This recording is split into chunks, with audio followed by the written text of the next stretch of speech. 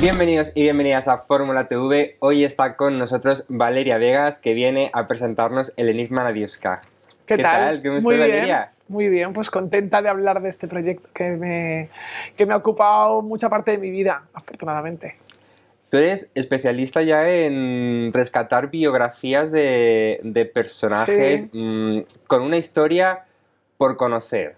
Sí, pero no es algo, fíjate que, claro, es que como que con esto ya es el redoble, ¿no? Pero no es algo que yo diga, a ver qué personaje está por reivindicar. Son personajes que me gustan de siempre, son personajes de los que llevo años coleccionando prensa, memorabilia, que me encantan. O sea, nunca es una cuestión como de buscar en la caja, ¿no? Porque también hay otros que me gustan, pero es verdad que quizás como están más reivindicados, pues pienso que ya te ocupan, ¿no? Ya tienen su sitio, pero sí, es un poco mi especialidad. No sé en qué acabará esto, pero sí. ¿Y qué tiene Nadiuska que te haya fascinado tanto?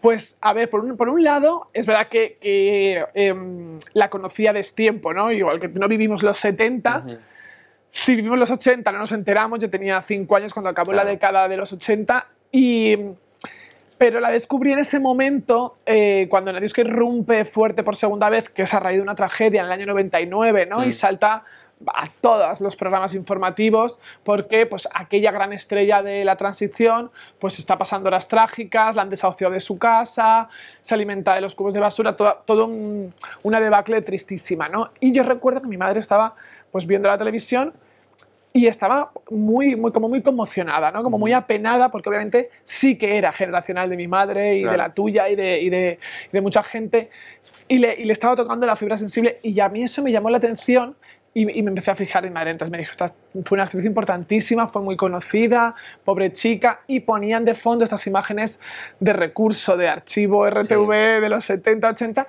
y me pareció increíble, o sea, me pareció un felino, era como decir, esta señora estaba en nuestro cine. Luego cuando va un poco pasando el tiempo te das cuenta que en la mitad del cine de barrio han puesto muchas películas donde aparecía ella, aunque fuese secundaria, pero es que salía con Lina Morgan, con Arturo Fernández, con Alfredo Landa, entonces me parece que era magnética. ¿Y cómo fue el proceso de...? ¿Cómo me enrollo? Voy a intentar ser más breve. Tú aquí ahora todo lo que quieras.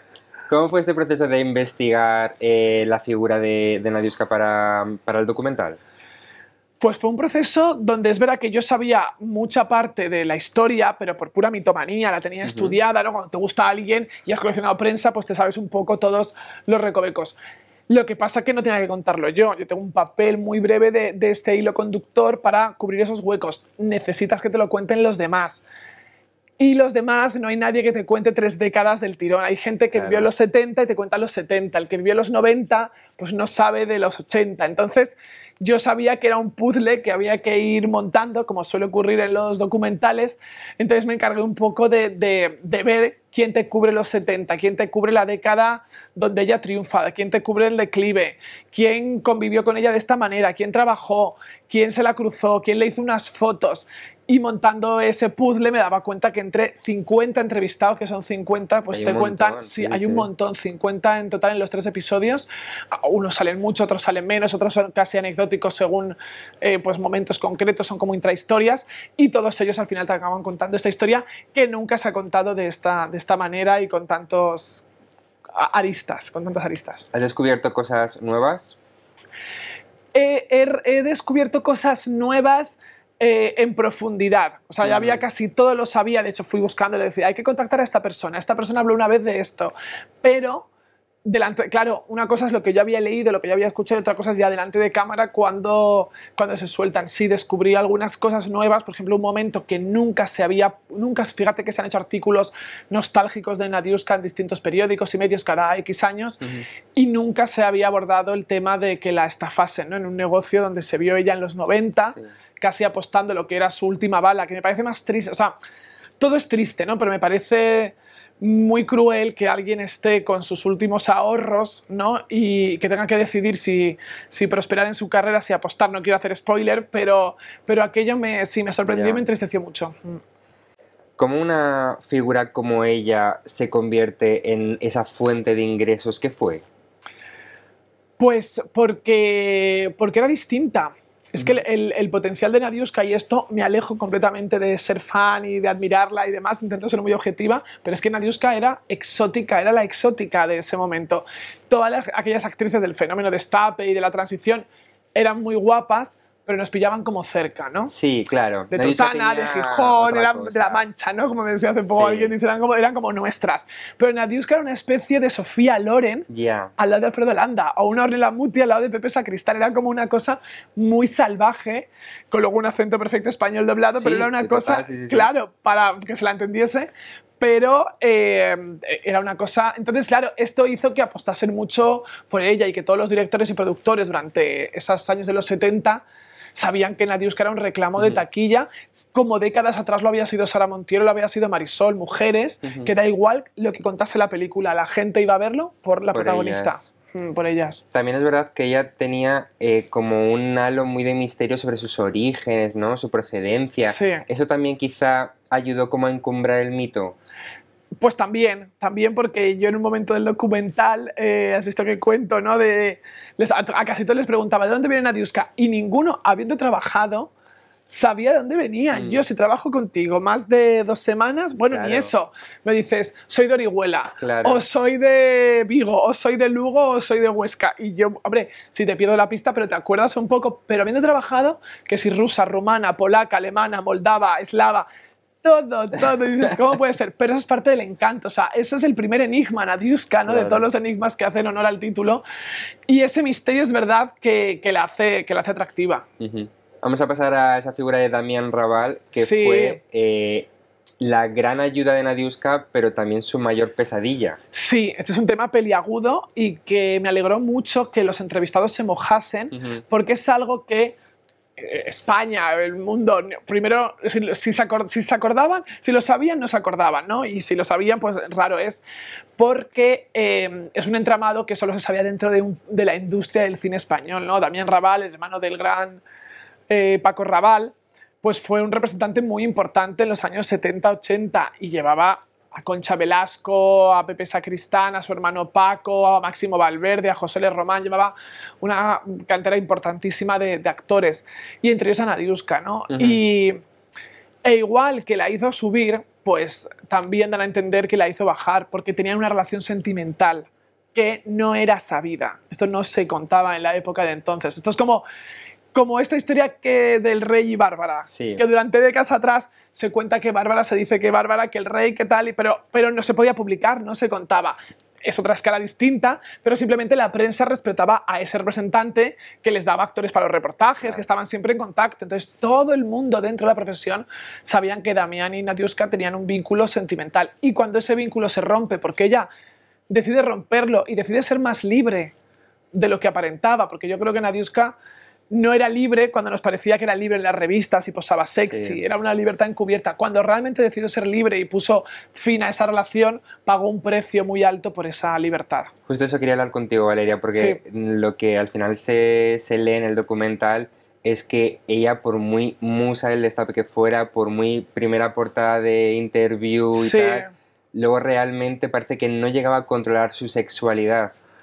Claro, no, hay una entrevista en prensa del año 70 y muchos que dice ella, Damián Raval controlaba hasta mis orgasmos. O sea, yo no he escuchado esto a ningún artista, que igual ha ocurrido, pero es alucinante, ¿no? Porque él vendía, o sea, Nadiuska fue lo más próximo que tuvimos en España a una especie de Marilyn Monroe, ¿no? Lo que pasa que Marilyn, controlase o no, sí que es verdad que tiene una carrera mejor dirigida, y Nadiuska al final pues estaba bajo el yugo de un representante que aprovechaba esa relación sentimental para vender la idea de tú no te puedes enamorar porque de ti. Pues esta cosa un poco de cuando en la industria los cantantes guapitos tampoco pueden declarar que tienen novia para que las chicas sigan teniendo el póster en la habitación, o que el cantante gay no diga que es gay porque entonces se reducen al 80%, caen las ventas de discos. Pues a ella le pasó en el punto de tienes que ser deseada, deseable, pero no enamorarte, no vendas nunca esto. Y entonces ella cuenta, claro, que tenía que esconder a sus amantes, que tenía que vivía de una manera que me parece muy injusta, ¿no? Y que se silenciase todo aquello en ese momento. Claro, también yo me imagino en qué punto estaría ella, ¿no? Como para también aceptar según qué condiciones, ¿no? Pues al final era una mujer apátrida que había venido aquí prácticamente con una mano delante y una mano detrás, para empezar de cero y fue prosperando, y entonces entiendo que debía de asumir pues ciertos pactos. Lo que pasa que los pactos también tienes derecho a acabar con ellos, ¿no? Claro. Buenamente, sobre todo si no, tampoco tienen tanta trascendencia. Antes estabas mencionando lo de Bárbara Rey y Sí. de Juan Carlos, pero también se habla de que Nadiuska tuvo una relación con el rey. Sí, eso también se cuenta, es otra parte peliaguda que no sabíamos hasta qué punto. Digo, no sabíamos cuando hablaba con los productores, el resto del equipo. Yo digo, yo lo voy a preguntar y vamos a ver, porque yo quiero que esto salga. Para mí era, cuando haces este guión, el documental, no haces un guión como en ficción, porque es imprevisible, de repente pueden ocurrir otras cosas, añades, quitas, pero si tienes una idea de por dónde quieres ir, lo que quieres contar, y preguntas y a ver quién te lo da, y el que mejor te lo da es el que aparece. Oye, pues empezaron a mojar todos, es decir, a ninguno les sonaba raro, ¿no? Cuando decían, yo les preguntaba y sí, empecé haciendo una leyenda urbana y acaban afirmando, ¿no? Gente como tan televisiva como Juan Luis Galiacho, ¿no? Que no deja de ser periodista de investigación y de esto sabe un rato, y si lo dice por algo será. Esto luego también indaga si lo publicó Pilar Eyre en algún momento, el biógrafo de Lady Di, pero ocurre que Nadiuska lleva 20 años fuera de circulación, y cuando Nadiuska quiso decir algo hace más de 20 años no era momento para decirlo. Si Bárbara ha podido hablar en los 2 últimos años... Pues imagínate. Claro, exacto. Entonces, ¿hay pruebas? No. ¿Me resulta extraño? Tampoco. Realmente... Las cosas como son. No te quiero dar un titular, pero es que eso es que es así, es que sabiendo cómo la carrera que tiene y todo lo que se ha hablado sobre el mundo del rey Juan Carlos, claro. extrañar no extraña nada. Exacto. Que no quitas decir una cosa, seas monárquico, ¿no? Es decir, yo ahí no te entro, pero es verdad que esos años locos del rey Juan Carlos pues encajan perfectamente con que Nadiuska fuese una de esas chicas. Lo que pasa es que sí que también el documental se vuelve otra vez a la idea de utilizar a Nadiuska como objeto, porque llega Bárbara Rey y es como que ya... La destrona. Ya no me interesas. La destrona, sí, porque en todo lo que yo he podido montar en este puzzle, que no se ve en el documental, pero claro, tienes que tener pruebas y tal, Bárbara tuvo una relación mucho más asentada y mucho más duradera con Juan Carlos. Nadiuska puede que sea una relación demasiado puntual, pero la tuvo. Puntual pueden ser 6 meses. En comparación con Bárbara, una relación más pequeña. Pero hay gente allegada y yo creo que Bárbara también es consciente de que Nadiuska mantuvo un vínculo, una relación. Damián Raval, bueno, es lo que decíamos, Nadiuska corta relación con Damián Raval, él se rebota y entonces al final ya llega esa mano negra que echa de la industria a Nadiuska. ¿Cómo fueron esos años entre que ella ya no está bajo el yugo de Damián y hasta que la vemos con esas imágenes tan duras, desahuciada? Pues fueron años complicados. Cuando vas a Wikipedia, IMDb y te das cuenta que pasaron más de 10 años hasta que vuelve a estrenar una película, dices, ostras, pues ahí sacas otras conclusiones, que no es la mano negra, es también esta industria que enseguida te etiqueta, te encasilla, y como tú eres muy de los 70, en los 80 no nos encajas. Y cuando eres muy de los 80, en los 90 no nos encajas. Pero esto se aplica en todo. Karina en los años 60 hacía un montón de actuaciones, y en los 80 la gente no quería a la Karina, quería a Loquillo, o quería Alaska, o quería Radio Futura. Y seguramente pues Alaska en el 95 no la querían del mismo modo. Alaska se reinventa todo el rato, ¿no? Pero te quiero decir, hay una frase que dice Alaska en el documental que dice, a veces es el peso de la historia sobre ti porque representas muchísimo, y Nadiuska era tan icónica, tan icónica, que el productor de turno o el director, pasado el tiempo, decía, no, esta no la voy a contratar porque es que me recuerda a los 70, ¿no? Me recuerda al Destape. Y también eso yo creo que jugó mucho en su contra. ¿Qué ha pasado con Nadiuska en todos estos años, desde aquellas imágenes en las que estaba como vagabunda en la calle, comiendo la basura? Pues tiene un final feliz. No te quiero hacer muchos spoilers, que si hago spoilers van a decir, me veo la entrevista, que es estupenda, que ha hecho Fera Valeria en Fórmula TV, y no veo los 3 episodios. Pero tiene un final feliz. Pero tiene un final feliz, bueno. Sí. Comparado con ese momento, es decir, Nadiuska actualmente está en un centro, vive en un centro ingresada, y si lo comparas con la dureza de vivir en la calle, creo que es mucho mejor, ¿no? Tener todos los días desayuno, comida y cena. Quizás no es la vida que soñaste, pero la situación podría ser que siguiese en la calle o que hubiese muerto en la calle, que le hubiera pasado algo, exacto. Entonces, y además hay otro final feliz por otras circunstancias que hay que ver. En el documental también se habla de que si las llamadas musas del destape hablasen, podríamos tener el primer gran Me Too español. ¿Esto como hasta qué punto? Este es el primer Me Too, o sea, yo nunca las he visto. Nunca he visto tantas mujeres juntas hablando de esto. No es porque lo haya dirigido yo. Tampoco era mi intención inicial. Te cuento, mi intención es porque sí que me constaba que Nadiuska había vivido un par de episodios de abusos dentro del cine, ¿no? De abusos tirando a sexuales. Tirando sexuales, no se tira, son abusos sexuales, no, pero ¿qué te quiero decir? Sí, que sí, no, sí. no llegaron a sobrepasarse, pero existe la intención. Pero claro, Nadiuska no te lo podía contar, recurres a archivo, hay imágenes, Nadiuska te lo cuenta a través del años atrás, y pensé, ostras, ¿y el resto de mujeres que hayan vivido esa época? Y entonces decidí reclutar a unas cuantas actrices, llamé a muchas más, y tenía claro que tenían que ser mujeres muy valientes para contar esto, y la valentía te la da no estar en la industria. Claro. Si tú le pides esto a las que siguen ahí sin trabajar, ya no hacen películas, ¿no? Pero si tú esto recurres a María José Cantudo, a Victoria Vera y demás, pues seguramente no quieran contártelo porque sienten que están en un estatus superior. Ya. Si tú esto con cariño, es decir, y que ya sabían que era una intención positiva y que no había nada cruento en ello y tal, recurres a actrices estupendas que también curraron muchísimo y tienen ahí portadas de revistas, hicieron, vas a su filmografía, curraron, pues como Silvia Aguilar, Carmen Platero, Sara Mora, Jenny Yada, Jenny es de las que sí que sigue, ¿no? En activo bastante. Pues era como que era más fácil que se abriesen, ¿no? Y que decidiesen contar episodios que eran duros, cuando se grababan, me pareció. Fue de lo más duro del documental porque, bueno, pues como si tú me estás preguntando algo, yo estoy a punto de romperme a llorar y tampoco me puedo levantar a abrazarte, porque entonces sería lo que necesitas es amor, o sería sorpresa, ¿sabes? Y era un documental, entonces yo estaba súper contenida, necesitando que ella terminase que se tomase su tiempo y contase, pero era duro. Como decías, ha habido como 50 entrevistados en el documental. ¿Ha habido alguien que te haya dicho directamente que no? Sí, ha habido un par de ha habido 2 o 3 casos que no, tres casos que no. Un actor no muy conocido, ya muy mayor, ya tiene más de 80 años, trabajó mucho con Nadiuska, era representado de Damián Raval. Luego me enteré que ese actor había firmado en contra de Nadiuska en los años 70 para echarla del país. Hubo un grupo de 40 actores que consideraban que era una inmigrante que le quitaba el trabajo. Este discurso se viene repitiendo todo el rato. Eso. Sí, sí. Luego sí que te digo que actores, pero no me... Sí, no te preocupes, pero... Y luego una actriz que todos queremos mucho, una actriz ya muy mayorcita, que la gente más joven la conocemos por series de televisión, cómica, de una saga de actores, y también, de hecho, cuando se le preguntó por ella le tenía como cierta inquina, ¿no? Esta cosa de las grandes actrices de toda la vida, como esta señora, que ven, luego te digo quién es, que ven que es que esa era una guapa que no valía para nada, porque las guapas, y es un poco injusto, ¿no? Que todavía exista esta idea tan antigua de que la sex symbol no puede aportar nada más.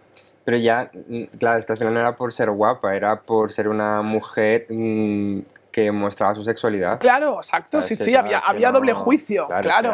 Le daban papeles de guapa, encima salían las revistas sexy, y entonces pues esas actrices consideraban que ella no era actriz o que no valía. Claro.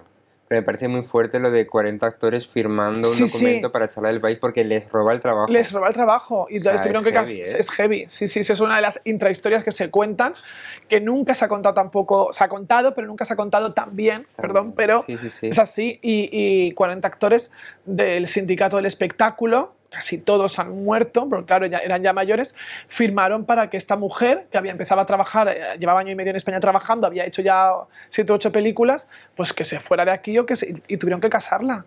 Hay una matrimonio de conveniencia. Qué fuerte. Madre mía, No, hay un historión, hay un historión. Esto te viene de América y te explota la cabeza. O sea, tal cual lo tenemos aquí y sigue viva, porque la gente dice, pero nadie sabe que fue de ella, la gente más mayor, y dan por hecho que ha muerto porque lleva 20 años fuera de circulación. Sí. Muy fuerte, mega loquísimo. Sí, no.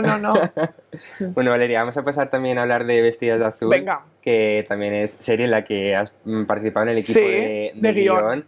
¿Cómo ha sido trabajar porque además el equipo está bastante renovado con respecto a Veneno. A Veneno. ¿No? ¿Cómo ha sido el trabajo de guión y todo esto de contar esa historia? Pues yo trabajaba con 2 guionistas más, con Javier y con Susana, y recuerdo que esos primeros 5 meses, bueno, primeros y únicos 5 meses, porque yo cuando llegó el mes de empezamos en enero y en el mes de mayo ya habían aprobado que harían Nadiuska, entonces me tuve que ir corriendo a hacerla, estar en todo, en preproducción, en dirección, y entonces yo lo dejé como en el episodio, yo creo que en el episodio 5 es lo último que hice. Y recuerdo que nos divertíamos mucho, porque sobre todo, a ver, tiene mucho drama, Vestidas de Azul tiene mucho drama, tiene momentos de, pues esto, ¿no? Factoría Javis de lagrimita y emoción, pero también hay momentos muy divertidos, y entonces nos recreábamos mucho con los momentos divertidos, que pueden ser los de Paca o pueden ser los de algunas de las chicas del pasado de Vestidas de Azul. Pero fue un proceso también es muy complicado hacer tanto viaje en el tiempo, ¿no? Y que las 2 líneas del presente, porque los personajes del presente siguen, ¿no? El personaje de Valeria, Paca, Juani, Sacha, y que a la vez puedan encajar con las chicas del pasado en otra línea de tiempo completamente distinta. En 2019 tú publicaste el libro de Vestidas de Azul, que bueno, entiendo que también es, ¿no?, la inspiración al final. Es la inspiración, claro. Para esa temporada. ¿Habéis indagado en alguna otra cosa más o has aprovechado el hecho de la serie como para investigar algún otro punto que te faltase del libro? Pues a ver, lo que ha ocurrido es que hemos abierto otras historias que no tenían nada que ver con Vestida de Azul, pero que ocurrían en ese momento, ¿no? al colectivo en aquellos años 80, y las metíamos, o personajes que aparecen puntualmente, que en el libro los cito, pero no tienen su propia historia, ¿no? Como Coccinelle, que hace un cameo Yurigi, que está estupenda y tal. Bueno, hay la serie lo que tienes cameos a Tutiplane, pero no descubrir, no, es que fíjate que también que es algo que yo soy muy perseverante, es decir, cuando hago algo no lo termino hasta que estoy como muy convencida. Entonces yo cuando escribí el libro me quedé como de, ya está, esto es lo que hay, claro. Sí, ya no podía rebuscar más, no había nada donde sí. Analizando, bueno, lo que hemos visto, poco hemos visto de la serie, a Valeria le cierran la puerta continuamente al querer investigar quiénes son esas mujeres. Porque ella sigue siendo tan perseverante y no para, por mucho que le digan que no y que no. Imagino que para que la acción transcurra, porque esto no me ocurrió a mí en la realidad, ¿no? Hay que aclarar que el personaje de Valeria es ficticio, se llama igual, escribe el mismo libro y está basado en una vivencia y en una idea mía de hacer ese libro. El proyecto no fue una idea mía, yo no dije vamos a hacer Vestidas de Azul, era una cosa por hacer una continuación de lo anterior y demás. Pero es verdad que hay mucho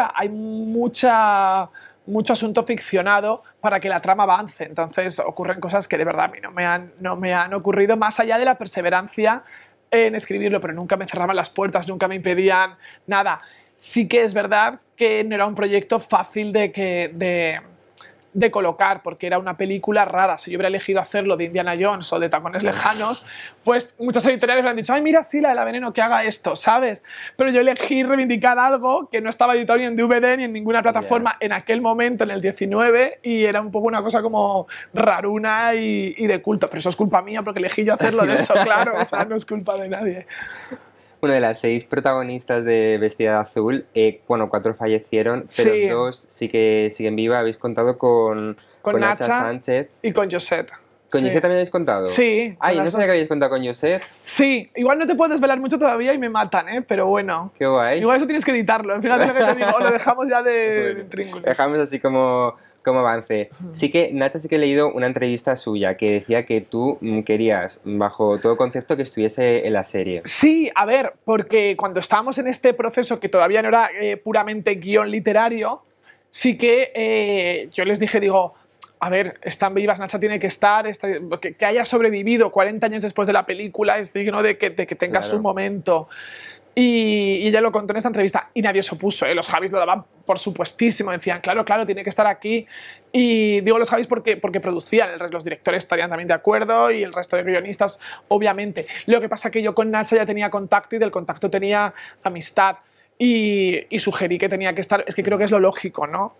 Si de las 6 alguien ha sobrevivido y no forma parte de ello, pues no sé, me parecería que es de justicia. Claro, es que es un poco, ¿no?, como si siguiese viva la Veneno Y no, exacto, y no contases con ella, para contar su historia. Exacto. O por lo menos para hacerla partícipe, ¿no? Claro, de algún ya modo. Que yo pienso, si con la media de vida tan baja que tiene el colectivo trans, ¿no? Que a veces eran 50 y algo hasta hace nada, si Nacha ha sobrevivido es porque tiene que aparecer en vestidas. Sí, sí. ¿Ella estuvo contenta con aparecer y con que se cuente su historia? Pues a mí me consta que sí, que estuvo muy contenta y estoy segura porque además es una tía muy, muy implicada y lo vive, lo disfruta, le da vidilla, pero tenéis que traerla y que os lo cuente. Ah, pues genial. Claro, es una leyenda, claro. Bueno, después de tocar el éxito con la presentación del documental de Vestida de Azul, tú que has investigado mucho sobre este tema, ¿crees que ellas tuvieron luego la vida un poco más fácil o les produjo un efecto rebote? Les produjo un efecto rebote, absolutamente. Yo creo que ellas también tendrían una ensoñación, una idea, esto del cuento de la lechera, que eso no es culpa de nadie, volvemos a lo mismo, ¿no? Si tú te haces castillos en el aire, pues luego a lo mejor claro. no corresponde, pero esto nos pasa a todo el mundo, aunque no estés en el show business. Pero es verdad que en aquel momento ellas pensarían, ostras, somos las 6 elegidas para este documental, pero se producía mucho cine español en ese momento, ¿no? Sí les sirvió porque durante el primer año, durante 2, me apuras hasta 3 años, eran las de Vestida de Azul y se anunciaban en los carteles del espectáculo en Madrid como Eva la Gata de Vestida de Azul, José de Vestida de Azul, y se anunciaba, pero era el circuito de los cabarets, volvemos a lo mismo, nadie apostó por ellas para el cine, para el espectáculo, para la música, o sea, pero porque creo que siempre ha sido muy difícil.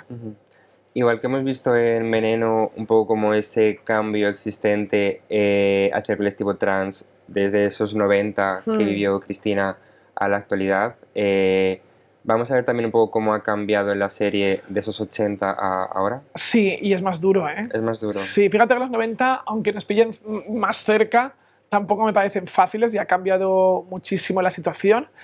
Pero cuando rascas, y es una cosa que en el libro al final Vestidas de Azul es un ensayo, no he novelado nada ni nada, es puramente un ensayo que yo a veces cuando viene algún chaval o una chavala de 16 años, me he comprado este libro, yo le digo, cariño, esto es un tostón, y yo se lo digo, soy la peor, o sea, mis editores que os amo, Alberto y Gonzalo, pero ellos lo saben, no, porque es un libro como pues un ensayo, lo que tiene ensayos literarios, ¿sabes? Que es mucho dato, de contrastar. Y yo pienso que esa persona, o sea, de 16 o 18, se lo compra con la idea de Veneno, ¿sabes? Y no tiene nada que ver, porque, bueno, tiene nexos en común, pero bueno, pero es otra cosa distinta. Entonces, volviendo a tu pregunta, que me enrollo con las persianas, ¿cuál era tu pregunta? ¿Sabes qué le mejor de todo? Que yo creo que hasta se me ha ido a mí para la pregunta. Es que me enrollo mucho, pero... Igual que en Veneno se muestra... Ah, eso, la crudeza, perdona, eso, cierto, era la crudeza. Pues entonces, en Vestidas de Azul, un ensayo, pues indagué mucho en los avances legislativos, ¿no? que ocurrían desde entonces y cómo estaba la situación legal, cómo trataba los medios, la prensa, el cine, y era desolador. Yo recuerdo que me dio mucho bajón escribir, había días que me daba cierto bajón escribir Vestidas de Azul porque decía, ostras, y a la vez le agradecía a la vida haber nacido en el 85 para haber madurado, o sea, haber crecido en otro momento, porque dices, pues si naces en el 65, tienes 20 en el 85, yo por eso cuando las personas más jóvenes las veo en un momento de crisis y de negatividad y piensan que todo está mal, digo, pues cariño, como te fueras en ese momento que ni DNI, ni oportunidades, ni nada, ¿sabes? Pero nada, ni de la izquierda ni de la derecha, eras como lo peor de la sociedad y fuera, pues a ver quién quiere. Justo en relación de eso, en el tráiler de Vestidas de Azul se dice hay que entender el pasado para escribir el futuro. Veneno se estrenó hace 3 años ya. Sí. Fue todo un auténtico boom, tanto nacional como internacional. ¿Ha habido avances reales, tanto políticos como sociales? Han habido avances, pero creo también que hay avances porque los tiene que haber. Es que si nos plantamos en 2023 y no hay avances, pues más nos valdría, ¿no? Como sociedad.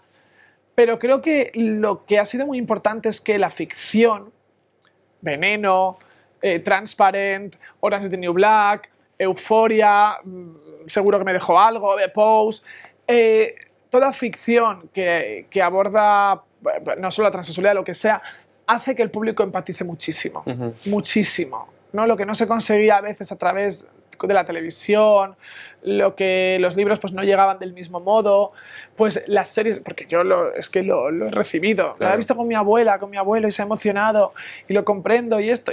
Entonces creo que ese sí que ha sido muy positivo, más allá de que políticamente y tal, pues se avance como se avance y tal, pero como sociedad creo que la ficción ha hecho muchísimo en el mundo en general. Y ya para terminar, Valeria, sí que se ha anunciado que va a haber una tercera parte de todo este mundo que es dedicado a Paca la Piraña. Sí. ¿Tú vas a estar en él? No, a mí no me han dicho nada. Imagino que si no me han dicho nada desde que se anunció que era junio y estamos en octubre, es que no voy a estar en ello. Bueno, pues nada, ¿y qué otros proyectos hay sobre la mesa? Pues ahora mismo, si te digo la verdad, o sea, sí, tengo dosieres por ahí moviendo ideas de hacer cosas más adelante, pero no hay nada que esté de... No tengo un ok rotundo, entonces me limito a seguir con radio, tele y lo que surja. Genial. Pues nada, Valeria, ha sido un auténtico placer hablar contigo. Gracias a vosotros. Muchas gracias.